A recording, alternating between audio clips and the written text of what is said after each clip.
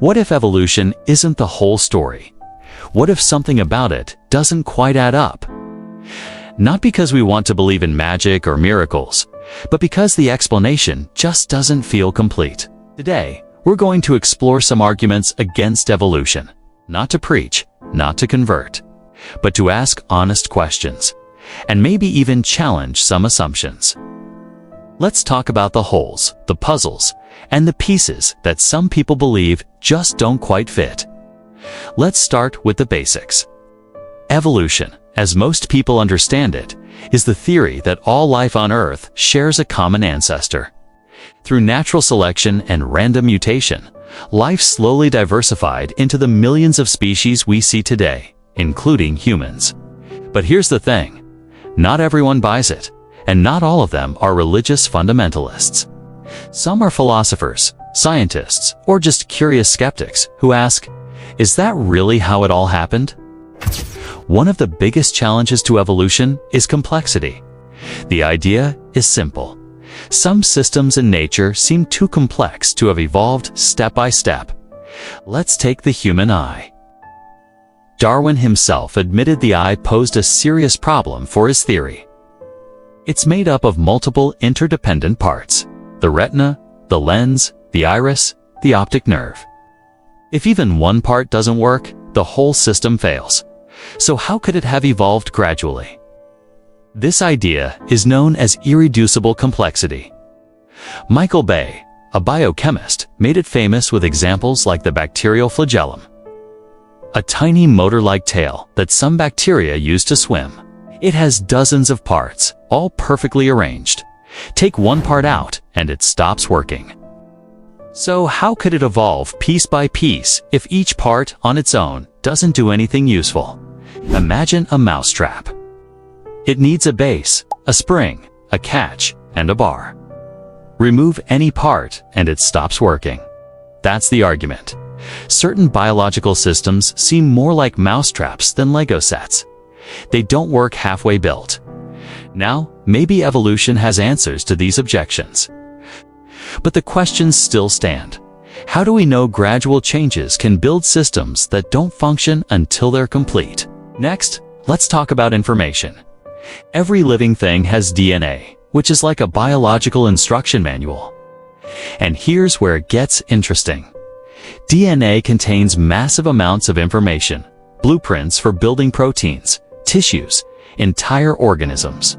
But information, as we understand it, usually comes from intelligence. Think about books, computer code, or blueprints. They don't come from random processes, they come from minds. So the question is, how did life's first information get written? Where did the language of life come from? It's not about whether evolution can explain changes after life began. The real issue is how the first living cell, complete with DNA, proteins, and a membrane, came into being in the first place. Abiogenesis, or the origin of life, is a separate field from evolution, and it's one we understand very little about. We've never observed life coming from non-life in a lab, despite decades of trying. Even the famous Miller-Urey experiment, which simulated early Earth conditions, only produced a few amino acids not even close to a living cell. Some scientists now admit that we might be further from understanding the origin of life than ever. Then there's the fossil record. We often hear that fossils confirm evolution. But is that the full story? Here's a problem. The Cambrian Explosion, around 540 million years ago. Dozens of complex animal forms appeared in a geologically short span of time, basically out of nowhere. There were no clear transitional forms before them. It's like nature went from 0 to 100 overnight. Darwin knew about this problem and hoped future fossil discoveries would fill in the gaps.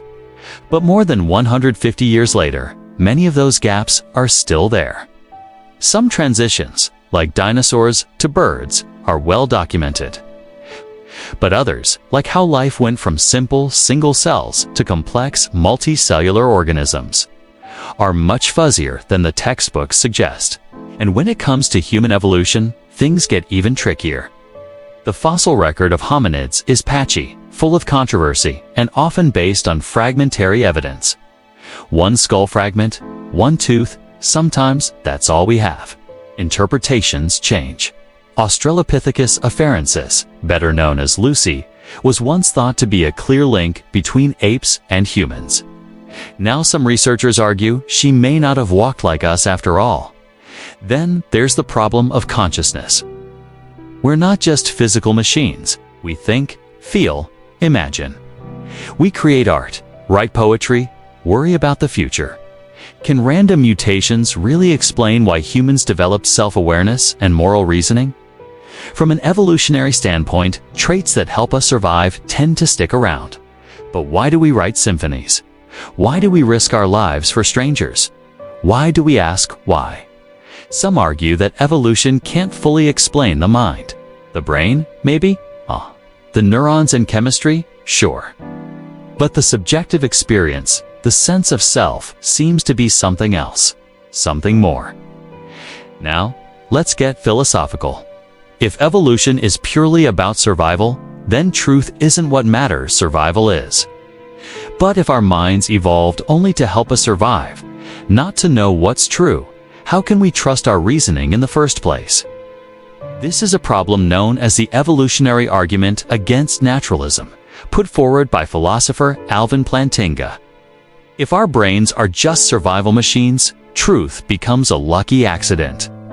But if truth is unreliable, then science itself becomes unreliable. That's a serious problem. Let's also talk about morality. Evolution says behaviors evolve because they increase survival.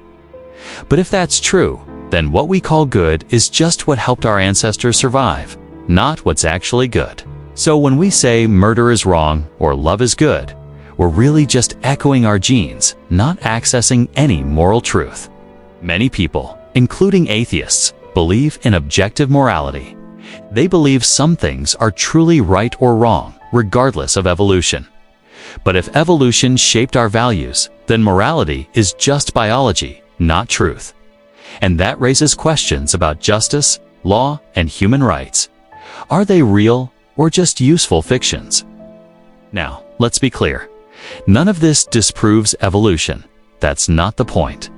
The point is that the theory has weaknesses, open questions, and places where science and philosophy don't quite align. And not all critics of evolution are religious. Some are agnostic. Some are scientists who believe in evolution but question certain parts. Others just want science to admit when it doesn't know. There's also a social dimension here. Sometimes evolution is treated not just as a theory, but as a worldview. It becomes a story about life without purpose, about humans as just clever animals, about a universe that doesn't care. And for some, that feels incomplete. Not wrong, but incomplete. Even Richard Dawkins once said that biology is the study of complicated things that give the appearance of having been designed for a purpose. That's what evolution tries to explain. But for many, the appearance of design isn't just appearance. It feels real. Feels like something or someone intended life to be the way it is. That idea isn't stupid. It's not anti-science. It's a reflection of human intuition, of wonder, of the deep sense that maybe, just maybe, life isn't an accident. So what should we do with all of this? Question everything. Think critically. Read deeply. Listen to both sides. You don't have to believe in creationism or God to see that evolution, like every big idea, has limits. It's a model, a theory. And like all theories, it's worth examining, not just accepting. Whether you're a believer, an atheist, or somewhere in between, the point isn't to shut the door, it's to open it wider. Because sometimes the most interesting answers begin with a simple question. What if? Thanks for watching. If this gave you something to think about, don't forget to like, subscribe, and let us know your thoughts in the comments. Let's keep the conversation going.